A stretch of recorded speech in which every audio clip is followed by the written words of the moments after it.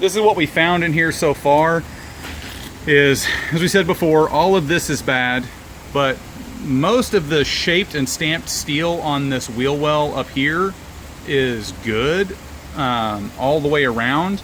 So it's just this flat, it's just got a slight crown to it this way. It doesn't even have a, it's not like English wheeled, it's just bent on a curve. It's effectively flat. So that's an easy patch repair. We have full quarter panels all the way down with the sail panel, so we can use the corner off of that to do this little patch right here underneath that. That's not a big deal. So here, I'm gonna trade cameras with you real quick and we'll run through kind of our game plan on this silliness here. So the thought is we want to do mini tubs, but mini tubs are expensive and we don't necessarily want to go all the way up to like a 12-inch tire or anything like that. That gets a little bit too big. They get a little unruly on the street when you get up, you know, 11, 12, 13 inches wide, like some of the Detroit speed kits and stuff can get you. Plus you run into the possibility of having to cut your seats where they fit around this area of the wheel tub in here. You have a light, where's the light? So right down in here is where your seats meet up, and your bottom seat sits here, and then your upper seat actually sits in front of that. So this can go in without any trouble on the back of the seat, but you might run into some trouble here going more than about an inch, inch and a half in. I think you can kind of squeeze in the Detroit tubs, and they're about 2 inches. So that's your maximum you can go there. But if we come underneath here, so the Detroit speed kits actually cut this section of frame rail completely out, and your frame rail only ends up being about 3/4 of an inch wide once you've boxed it all in order to make their tubs fit. So, because you can only get, there's only about 1 inch space right here, and they're giving you 2.5 extra inches, and we're not necessarily interested in going that far. So my thought here is we want to do a rolled lip on this section anyway, where all of this is damaged. So we don't necessarily need to replace this whole piece. We're going to put the new patch panel on, the new quarter skin here. We'll cut it in somewhere along these lines and get it all blended in nice. Is right in here, we're only going to leave maybe 1/4 inch of this lip all the way around, and even that will be tucked up like this, so that it's, you know, like when you see somebody use the roller tool to roll it, or people hammer this lip up so that you can get a little bit wider tire in there. So about 9.5 inches is the maximum tire you can fit in a stock wheel well.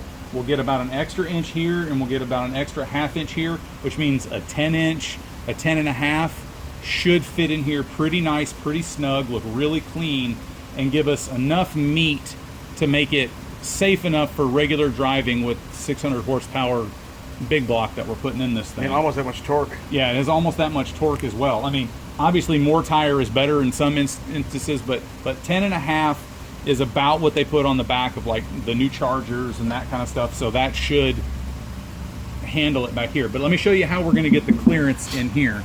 So what we're going to do is I'll start up in here in the trunk. I'll show you over here on this side. So what I'm going to do is I'm going to cut along this line flush all the way here. I'll probably cut it a little bit long actually, down into that groove a little bit. And then, so that'll be a cut like, sorry about the light here, let's see if we can do that a little bit better.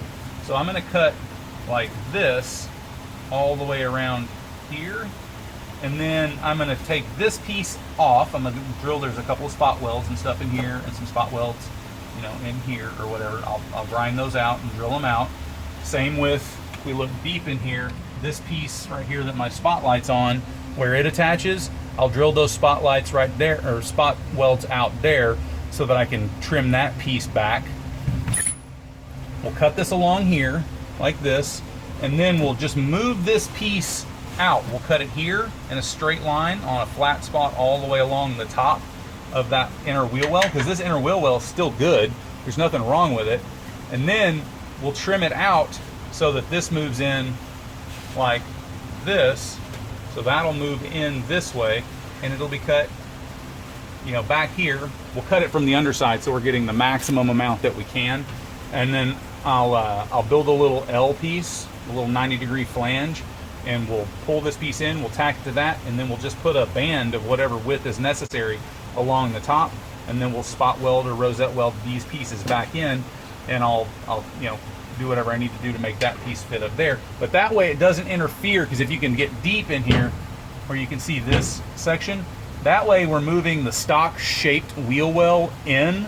So we're not going to be able to go to a larger tire, like we're not going to get a bigger circumference, we're not going to be able to run, you know, 32-inch Mickey Thompson slicks or anything back here. We'll have to stick to the more typical sidewall widths or overall height on the tire, but we can get a wider tire this way, and it doesn't affect our seat placement. It won't. I've already checked. It doesn't. If we go just about an inch or a little bit more, it doesn't affect our seat bottom in the back. We've got plenty of room to do that without having to cut or manipulate or manufacture new seat parts. So, and it saves us money because it eliminates every single piece of rusty, fragile metal. Yeah, because it gets rid of all of this rusty stuff that's been sitting where the seam sealer started to leak a little bit. Some of these pinholes like we have in here and along the other side and similar places. It allows me to cut all of that stuff out. And because I'm going to use an L flange, I'll set this in, mark my line around, and I'll shape a piece of sheet metal so that I have a bracket that I can weld to the pan itself, and then spot weld and full weld from the underside this piece back to it, and then we'll do the same thing over here. We'll just lap a piece over, flange it, set it in there so it's good and smooth, weld it all the way around, and then that way we're not spending money. The Detroit speed kit's like $500. There's a couple of other, is it OER or a few others that have some kits or whatever that are, you know, $400 to $600 for the kit, and it saves us having to cut into our frame rails, which we don't really want to do because this is staying fairly stock-ish as far as overall dimensions go. We're not doing crazy pro touring suspension and all that kind of stuff. We're upgrading and we're doing better suspension, but we're not going full-on road race track car, because I mean it's a big block car. You're not going to road race. You like gas shocks in the back, gas shocks and all that kind of stuff in the back, you know, just so it has a comfortable ride and it's still stiff, or you can firm it up or loosen it up however you want to drive it. But you know, big block car like this, it's made for going fast in a straight line, and we're going to try and make it handle on the road as good as a car that goes fast in a straight line can. Sure. But we're not trying to make a canyon carver out of a big block, because there's too much weight up front for that. But anyways, that's kind of the plan. It saves our outer wheel housings, which are on back order, especially for the driver's side, are all on back order everywhere, thanks COVID. And then we're reusing the inners, so we don't need to buy anything there. We don't need to buy anything here, because whatever repair I have to do will just be a few flat strips that I can piece in as needed.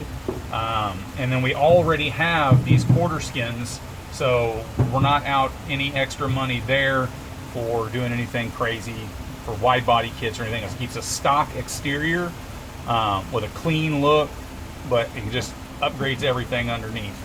Yeah. So.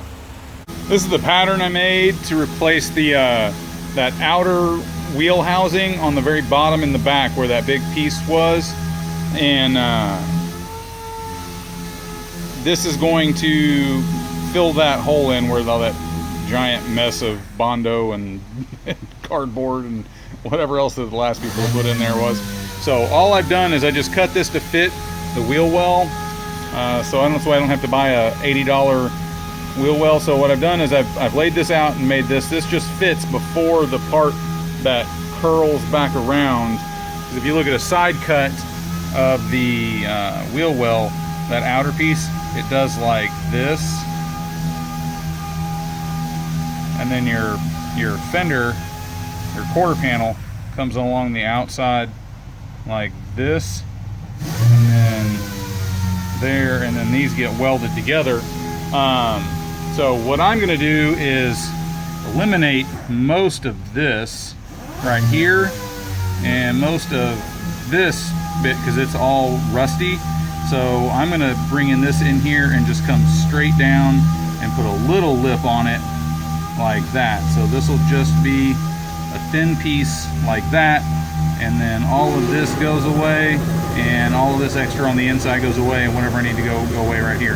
But I still need to account for this curve, because when I laid that in there, all of that curve is gone on that repair piece. So I measured out how far that curve is total by putting a piece of paper on the inside and measuring it all the way around. I'm going to add a little over an inch, inch and a half there, so inch and a quarter to make the roll, and then I'll get it fit in. And all I did was just mark it and just kind of follow along like this, make some dashes. Then I'll come through here and just play, you know, connect the dot like so. Doesn't have to be perfect because all this is going to get trimmed after the fact. And then down here on this bottom piece, we'll just cut it off like so. This is your tab. This is the overlap that goes on the inside. And we'll see if I can't make that curve work out. This 20 gauge should be pretty easy to bend. So when I start getting going on that, I'll show you. Do it super simple, kind of like Fitzy does it. I've got a couple of clamps and bars and stuff that I've welded up to just make curves like this by hand with a hammer. So we'll see what we can do. All right, bring you back later.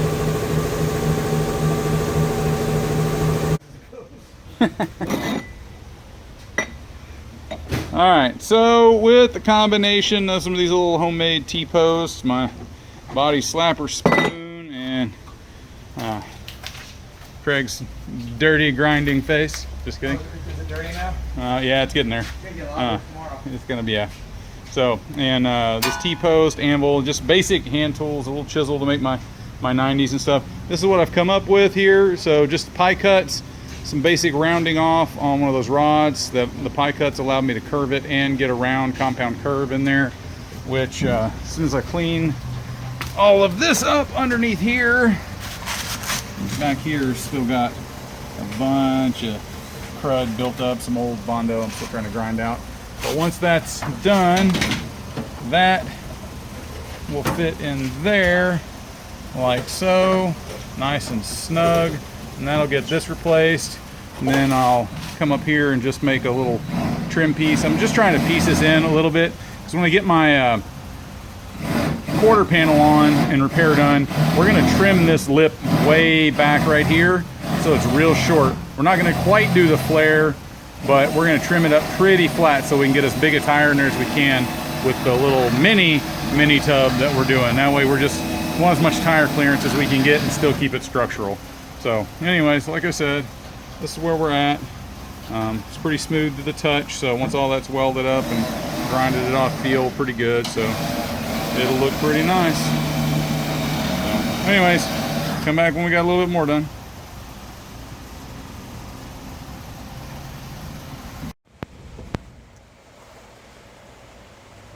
So the patch panel for the wheel well is done.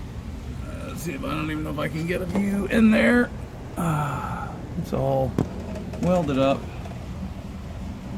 Pieces are curved. I'm about to call it a day. I'm pretty beat, but we got it in, got it fitting pretty good. Got a little bit of trim work left to do here, but I'm gonna have to wait till I get the sail panel and everything, or the tail panel rather, because I got to take out parts of this in the back and see how everything works together before I chop it off. This line right here, that's where we're cutting that back to, maybe a little further, instead of having this big lip. See, this kind of points in and the factory ones were kind of pointed up. We're just going to eliminate a lot of it by cutting that off, and then I'm going to make a filler piece that fits in all the way around the back to trim this edge out. Again, in an effort to get as much tire in there as we can. So this may only be an 1/8 to 1/4 inch thick, but it'll be reinforced on the back all the way around. Next up, this stuff, at least this piece here tacked in, and it was a booger to weld too, because I think it was galvanized or something, I don't know, but it was splattering and it was terrible. But next up, I'm cutting this whole inner fender well out so I can do the tub on this side, and then we'll weld all of this side up and do it all again on the driver's side. Again, there's my piece. So, alrighty. Alright, so today we're back at it on the 67 RSSS. I'm working on the wheel wells and doing the, let's call it a micro tub. It's not really a mini tub. I'm getting about 1.5 inches more, maybe a little bit more than that, but that'll allow me to get up to roughly a 10 to a 10.5 inch tire on the back of this thing, which will be just right with the big block we're putting in it. had to skin this. We had to make a template for the slit, because what I've done is I've gotten new inner wheel wells right here. You can see these are, there's your part number right there. I've gotten new wheel wells, and I'm adding this strip to get the width. And I trimmed out the floor pans all the way over to the frame rail, which gave me about 3/4 of an inch to an inch there. But in the original one, they sit at an angle like this. And by tilting this up and giving myself this extra space at the top, it allows me to get a much wider tire. So even though I'm only going, you know, a little bit more than 3/4 of an inch over, I'm gaining almost an inch and a half of overall wheel space inside, especially up here at the top of the wheel well. So up in this area in here. Did a little bit of shaping on this in the planishing hammer. Used a bunch of masking tape to make a template. Matter of fact, just ran tape down. You can see it's kind of weird. Laid that out on, you know, carefully, so it's not stretching it or wrinkling it, doing anything weird. But you put tape on in several directions, and once you've done that, then you can peel it off and it retains its shape. So even though the cut's got a little bit of a weird curve in it, it allowed me to get that nice and tight. So it fits a fairly square edge along here, but then follows the contours of the original exterior, the outside wheel well. I've got to do a little bit of shaping in here on this flat part, because when you open the trunk, I want this to look stock, even though we've done a tub on it. And you know, I'll show you inside what else we've done on there. But I got shop monkey number 1 here today, helping me out. So, you know, Craig's busy doing some family stuff right now, so it's just me and Hoyton here. And so I've gone through, and there's a few spots you can see here. There is a detail line here for strength, and a la Fitzy style. I just used the vise, flipped it over, and used a chisel backed hammer to pound that in just a little bit. And when I go to weld this together, I'm going to cut and butt it. Then I'll shape this piece up to weld the inside there. So that'll all kind of flow together nice, and it'll look factory, or as much factory as it can. And anyways, that's what we're doing. I left the original back seat retainer clip on the old inner rocker well. So that's what this cutout right here is.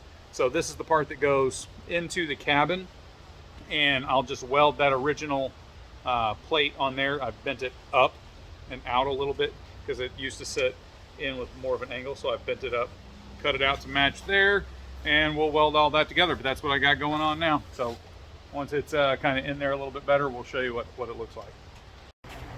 All right. Okay, so I've cleaned up all the metal along here, top and bottom. This piece right here, we're gonna have to shrink it in a little bit, so I'll probably put a couple of splits and just pull this in, which will grind down smooth and flush across there. But I'm gonna tack it all the way along, and then do the same kind of cut and butt that you see everybody else do, Fitzy and the like. And we'll just clamp all this together as we go, get it nice and flat. And then I've already put a little bit of crown into this with my planishing hammer right here. Just did the medium die, cheap little Harbor Freight thing. I've already put a little bit in there. This edge here will probably need to get a little bit more shrinking done to it, or shape done to it, just to get it to line up perfectly. But we'll fit that after I have this clean and smooth, because then we can shape the whole top of the panel as needed. So I'm just going to tack this, cut and butt it. No big deal. You've seen a million people do it before. So once I get that done, we'll bring you back and kind of show you fitting it up and shaping it to the rest of the way.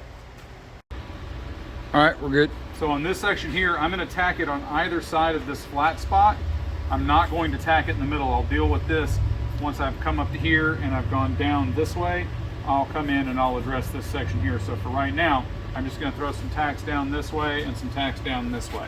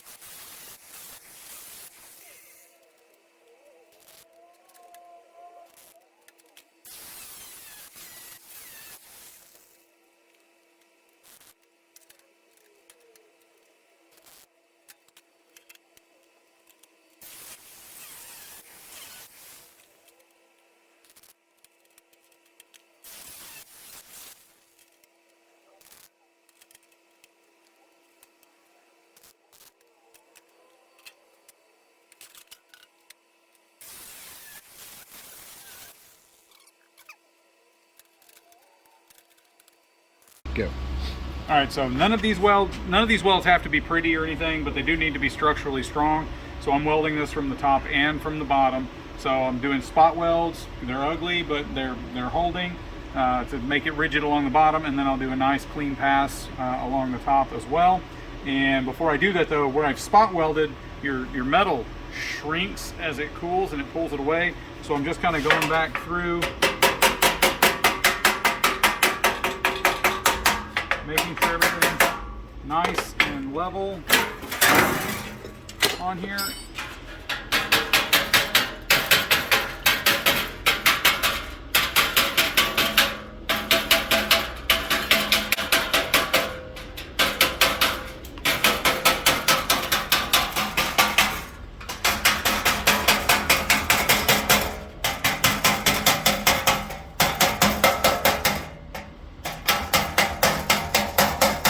And then once I'm welded here and here, you can see this is where I'll come through and I'll put it in the vise and I'll hammer this down along there to make that channel where I've already started it into this side over here. So anyways, just cleaning this up a little bit as I go. Again, all this will get ground up and smoothed out. You'll never know it was there anyways, but this just makes life a little bit easier for cleanup. That's still warm in case anybody's wondering, right there where I just welded. Hasn't cooled off yet. Note to self, or y'all, or somebody.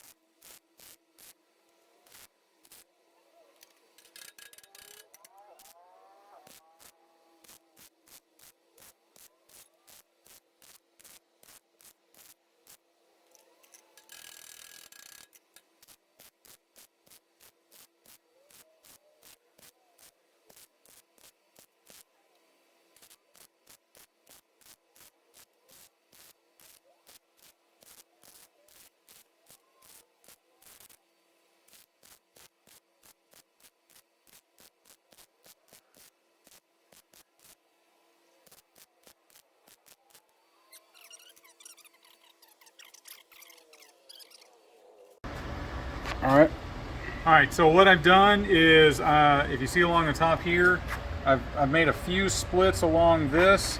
I've made one right here that I'm gonna have to shrink this little area down, but that'll work out when I get to shaping all of this strip that I've put in. And so that's allowed me to kind of clamp the two and blend between this flat spot and the round and crown of the piece I'm adding in. So now I'm just tacking it up just like I did the rest of it. Went through and cut and butt it.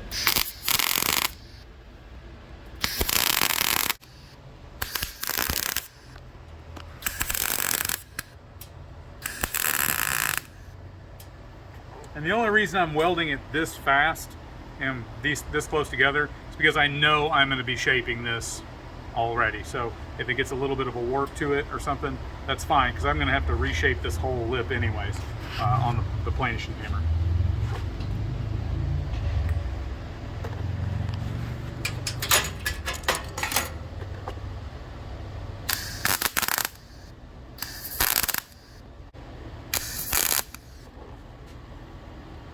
Yeah, you can see this big crown right here. I'll probably cut that again in here, and then this will get shrunk back down by hand with a hammer. But it's coming together. It's all ugly till you grind it. All right, we turn off. All right, so I got this piece welded on here to the inside tub. I've got all this stuff mounted up. Use some Tech screws to just put it in place, and I will go through and cut and butt along here. I've got a little filler panel. I missed my measurement by a little less than 1/4 inch, 3/16 or something right there. Do a little trim there. And then once I have this in and welded all the way down, I'll go ahead and weld this patch in, and again cut and butt and fit all the way across. And I've trimmed up along the outside here so that I can do my little filler piece, because I'm going to try and roll the edge and cut it back on the wheel well arch as much as I can. This is the tire we were using to just test fit to make sure that all of this work was worth it. This is a 10.5 by, what do we got here? See if you can read that. It's at a weird angle, sorry. It's Sportsman Pro 28 by 10.5 on a 15. So 28 inches tall, 10.5 wide on a 15-inch rim, which means these balloon out. It's about 12.5 inches from the widest portion of the tire across. But it fits up in here no problem. We've had it on the jack and lifted it up into the hole. Still had plenty of side-to-side clearance for everything, which means we can do at least a 10.5 inch tire, because we're probably going to go up. This is again off my Mustang, but we will probably go to a much larger rim, probably something like a 17, and do a little bit lower profile tire, bring the overall height down to 24-25 inches, something like that. And that way we can get it tucked up in here, get the ride height down where we want it, somewhere around 4 to 5 inches in that range. And but yeah, super stoked, plenty of room. Matter of fact, here, give me a second and I'll push this tire up in there so you can see. Give me a second. All right, so I've got it on the jack, lifted all the way up. It's roughly centered in there, and you can see, I mean, this has got plenty of gap in here, and I'm just starting to touch somewhere up here towards the top of that. So rubbing shouldn't be an issue. I mean, honestly, it's amazing that, you know, normally you can only get about a 9 to a 9.5 inch tire maximum into the back of one of these things, and getting a 10.5 in there with this kind of extra room, and there's still room in the back. So there's plenty of fudge room. You could probably go up to an 11, or maybe even a 12, depending on the tire sidewall height and everything else on this thing, without having to cut into the rear frame rail at all. I'll take you into the trunk here and kind of show you what it looks like. So again, everything's just kind of in position here, but all I've done, you can just kind of see this weld line a little bit, which I haven't finished cleaning up or anything. But yeah, so just added a piece in all the way around. You know, we only made this a little over an inch, inch and a quarter wider, honestly. But if you look at a factory one, this one is now straight up and down. The factory one tilts way in like this. So by moving it an inch out and then standing it up, you get 2.5, 3 inches of extra space inside the wheel well. It's absolutely incredible. And like I said, you don't have to cut into the frame rail to do that. I've still got a gap on the side, so I can still slide a box and weld it in and get a nut and screw or whatever I need to in there to do like a 4-link or whatever. Doesn't interfere with my shackles or the springs as it's set currently. You might, with this setup, you might have to do the spacer and move your spring shackle over a little, but on the whole, if you're going wider tires, that's going to be a thing you're going to have to look at anyways. So again, just cut this around, took a factory wheel well, separated the old inner wheel well, put a filler piece in right here, welded it all up together, and then I'll cut and butt and weld it. I just left the original factory flange on here. It's an ugly cut, but it's fine. I can cut it all the way back to within, quarter to a half inch of the piece there, and it'll be nice and strong and clean. And when everything's body worked everywhere, and we'll fiberglass fill any of these seams that we have where we've put metal together is going to get fiberglassed just everywhere. Just the thing you do. But anyways, all that stuff will be great, be seam sealed up, be super clean, and I'm very happy with the overall turnout. I still got to put a little patch plate over where the old shock mount was. You can see how much I've moved over, but yeah, nice clean install all the way around. Super happy with it. Look forward to getting the other side done and showing you guys some more work. Got the tail panel all dressed up. It just not put in. It has to go in at the same time that both quarter panels are done up. I've got this one fully fitted on this side, all cleaned up around this edge. Now I've got to get this side in and do the same thing down here. The only place I have any real problem is just right in this bottom corner right here. I'm gonna have to do some tweaking and cutting, but once I get that done, I can start getting all this stuff back together. So order of operations, I've got this done. I can make my template and just copy it over here to this side. Bada bing, bada boom, get that done. I've already fitted up this quarter panel, and then I'm gonna do the final fitment on this quarter panel, and then I can button it all up together. And I'm gonna wait on the trunk pan to the very end because I gotta do a little bit of work here. It'd be easier to, we're thinking about going 4-link on this, probably triangulated. It'd be a little bit easier to get in here and do my welds and everything if I don't have the trunk pan in it. But that's what I've got. everybody. So I'll bring you back when we get to the next stage. All right, thanks for watching.